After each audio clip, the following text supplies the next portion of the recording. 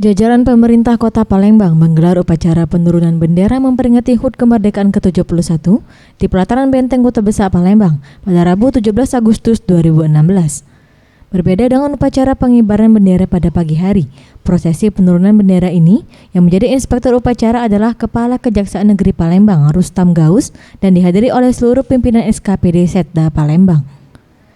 Sebelum upacara dimulai, para tamu undangan disuguhi penampilan marching band dan pertunjukan kesenian lainnya, dan kemudian dilanjutkan dengan prosesi upacara penurunan bendera.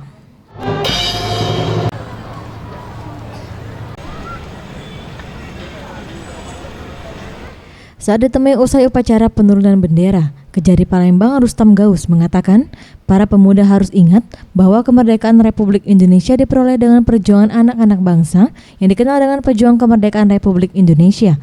Dan ia juga berpesan kepada para pemuda, salah satu cara mencintai negara Indonesia yaitu dengan cara ikut dalam program bela negara. Kalau saya rasa sebenarnya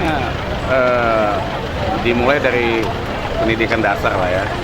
Tapi kalau saya lihat anak-anak kita ini mesti cinta kok dengan tanah air. Itu pendidikan gitu Pak, apa yang perlu ditambah lagi? Bela negara saya rasa. Jadi perlu adalah sifat bela negara ya, yang sekarang ini sepertinya kurang. Sifat bela negara itu yang perlu ditumbuh kembangkan sekarang. Fazla Ariantara, Sriwijaya TV.